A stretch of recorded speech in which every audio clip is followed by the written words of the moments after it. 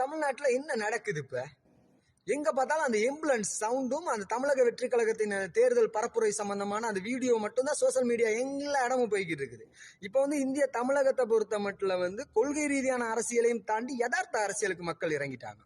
அந்த இளைஞர்கள் இளைஞர் படையணி அப்படிங்கிறது என்றுமே தோற்காத ஒண்ணு. இந்த சமூக வலைத்தளங்களை பயன்படுத்தி செய்யக்கூடிய இந்த இளைஞர் படையணியை வச்சு செய்யற இந்த நடிகர் விஜய், தமிழக வெற்றி கழகத்தின் விஜய் கட்டாயம் 2026ஆம் ஆண்டு வெற்றி பெறுவது உறுதி. ஆனாலும் மக்களை பாதுகாக்க வேண்டிய முக்கியமான பொறுப்பு அனைத்து துறை சார்ந்தவங்களுக்கும் இருக்கு. பாதுகாப்பு கொடுக்காதது திமுக அரசு, இந்திய தமிழக முதல்வர், திமுக அரசின் ஸ்டாலின் பொறுப்பு கீழே தான் வரும்.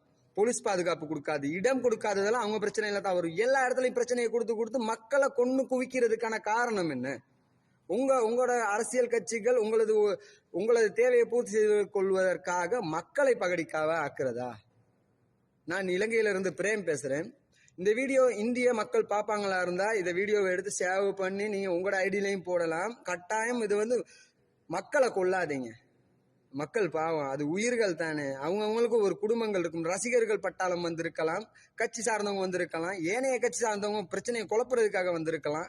எல்லா பக்கம் நம்ம நிறைய விஷயத்த நம்ம பார்க்கணும். ஆனால் இறந்தவர்களுக்கு நாங்கள் கட்டாயம் அனுதாபம் தெரிவிக்கணும். உயிர்கள் போயிருக்கு. அனைத்து துறை சார்ந்தவங்களும் இதுக்கான சரியான நடவடிக்கை எடுப்பாங்களா இருக்கும்னு நாங்க நினைக்கிறோம். ஒவ்வொரு பரப்புரையும் தேர்தல் பரப்புரையும் பட்டாளம் வேற மாதிரி இருக்கு. தமிழக வெற்றி கழகத்தின் 2026ஆம் ஆண்டு தலைவர் நடிகர் விஜய் தான் வரப்போறாரு. இதுல கொள்கை அரசியல் கிடையாது, யதார்த்த ரீதியான அரசியல் மட்டும்தான் நடக்குது. மக்கள் கொஞ்சமாவது உங்களது உயிர்களையும் பாதுகாத்துக் கொள்ளுங்க. ரசிகர்கள் இருக்கணும். நம்ம ரசிக்கிறவங்க தான், எல்லாரும் எல்லாத்தையும் ரசிக்கக்கூடியவங்க தான். இருந்தாலும் நம்ம பாதுகாப்பா நம்ம உறுதி செஞ்சு கொள்ளணும். இந்த வீடியோ பார்ப்பாங்களா இருக்கும்னு நான் நம்புறேன். ஏனைய இதுக்கு முன்னுக்கு நான் போட்டிருக்கிற காணொலிகள்லாம் நிறைய பேருக்கு போயிருக்கு, சம்பந்தப்பட்ட துறைகள் சார்ந்தவங்களுக்கெல்லாம் போயிருக்கு. அந்த நம்பிக்கையில இந்த வீடியோ இந்திய தமிழக மக்களுக்காக இலங்கையிலிருந்து பிரேம் எங்களது ஆழ்ந்த அனுதாபங்களை தெரிவித்துக் கொள்றோம். மக்களே, இது அரசியல் காலம். சற்று சிந்தித்து செயல்பட்டால் நாளைய தமிழகம் நிச்சயம் வெற்றி பெறும். பாதுகாப்பு முக்கியம் என்பதையும் தெரிவிக்கிறேன். நன்றி.